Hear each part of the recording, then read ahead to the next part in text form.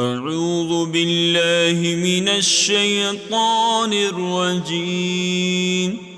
بسم الله الرحمن الرحيم. الرحمن علم القرآن خلق الإنسان علمه البيان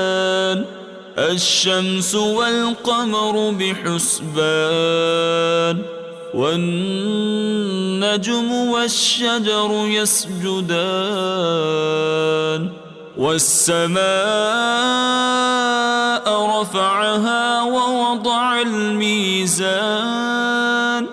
ألا تطغوا في الميزان وأقيموا الوزن بالقسط ولا تخسروا الميزان والأرض وضعها للأنام فيها فاكهة والنخل ذات الأكمام والحب ذو العصف والريحان فبأي آلاء ربكما تكذبان خلق الإنسان من صلصال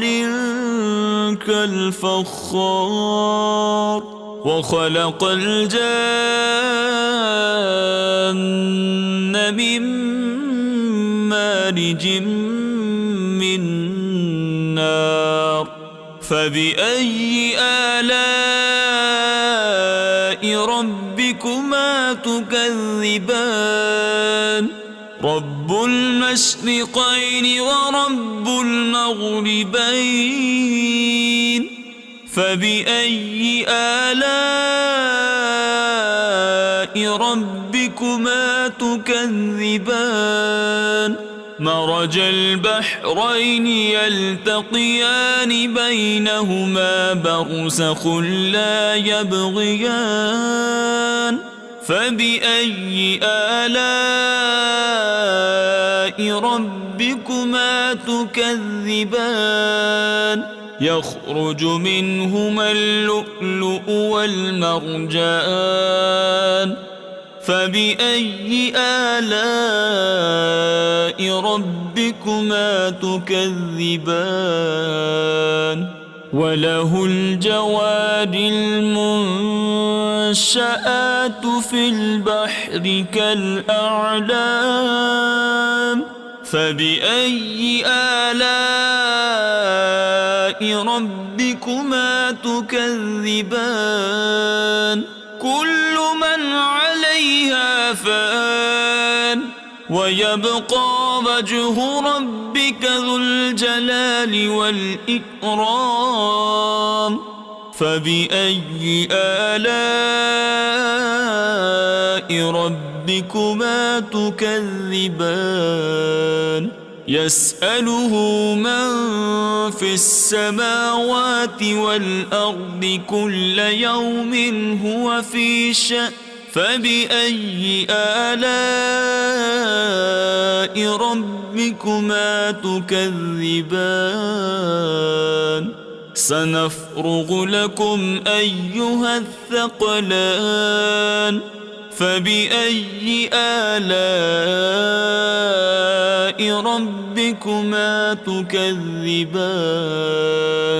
يا معشر الجن والإنس إن استطعتم أن تنفذوا من أقطار السماوات والأرض فانفذوا لا تنفذون إلا بسلطان فبأي آلاء ربكما تكذبان يرسل عليكما شواظ من نار ونحاس فلا تنتصران فبأي آلاء ربكما تكذبان فإذا انشقت السماء فكانت وردة كالدهان فبأي آلاء ربكما تكذبان فيومئذ لا يسأل عن ذنبه إنس ولا جان فبأي آلاء ربكما تكذبان يعرف المجرمون بسيماهم فيؤخذ بالنواصي والأقدام فبأي آلاء ربكما تكذبان هذه جهنم التي يكذب بها المجرمون يطوفون بينها وبين حميم آن فبأي آلاء ربكما تكذبان ولمن خاف مقام ربه جنتان فبأي آلاء ربكما تكذبان ذواتا أفنان فبأي آلاء ربكما تكذبان فيهما عينان تجريان فبأي آلاء ربكما تكذبان فيهما من كل فاكهة زوجان فبأي آلاء ربكما تكذبان متكئين على فرش بطائنها من استبرق وجنى الجنتين دان فبأي آلاء ربكما تكذبان فيهن قاصرات الطرف لم يطمثهن إنس قبلهم ولا جان فبأي آلاء ربكما تكذبان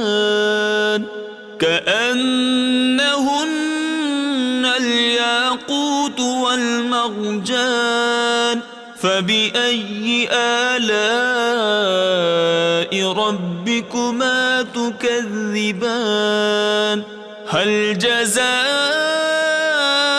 الإحسان إلا الإحسان فبأي آلاء ربكما تكذبان ومن دونهما جنتان فبأي آلاء ربكما تكذبان مدهامتان فبأي آلاء ربكما تكذبان فيهما عينان نضاختان فبأي آلاء ربكما تكذبان فيهما فاكهة ونخل ورمان فبأي آلاء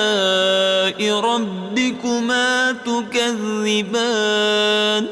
فيهن فيهن خيرات حسان فبأي آلاء ربكما تكذبان حور مقصورات في الخيام فبأي آلاء ربكما تكذبان لم يطمثهن إنس قبلهم ولا جان فبأي آلاء ربكما تكذبان متكئين على رفرف خضر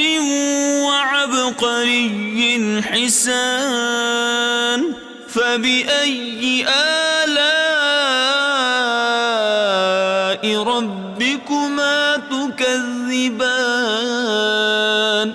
تبارك اسم ربك ذي الجلال والإكرام صدق الله العظيم.